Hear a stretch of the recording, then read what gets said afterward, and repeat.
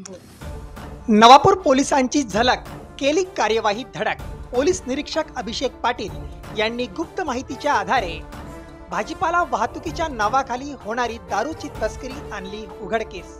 पोलिसांनी केला तब्बल 5 लाखाचा विदेशी दारूचा साठा जप्त। आपण पाहत रहा महाराष्ट्र मीडिया न्यूज 24, आवाज जनतेचा। नवापूर पोलिसांनी गुप्त माहितीच्या आधारे केलेल्या कारवाईत भाजीपाला वाहतुकीच्या नावाखाली सुरू असलेली दारू तस्करी उघडकीस आली आहे। या कारवाईत तब्बल 5 लाख रुपये किमतीचा विदेशी दारूचा साठा जप्त करण्यात आलाय।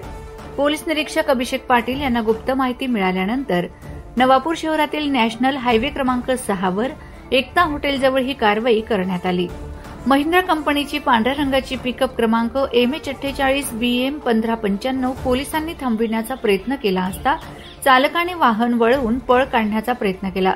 मात्र पोलिसांनी तात्काळ वाहन रोखून तपासणी केली असता वर भाजीपाला भरलेला दिसून आला। भाजीपाल्याखाली विदेशी दारूचे मोठ्या प्रमाणावर खोके लपविलेले आढळलेत।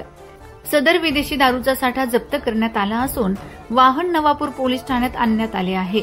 तस्करी प्रकरणी गुन्हा नोंद करण्याची प्रक्रिया सुरू आहे।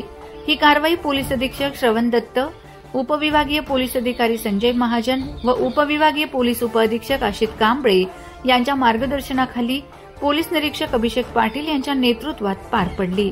या कारवाईत पोलीस उपनिरीक्षक Vishal Sonawane, Bhausaheb Landge, police head constable Nitin Naik, Amol Jadhav, Kishor Valvi व हर्षल बच्छाव यांनी सहभाग नोंदविला।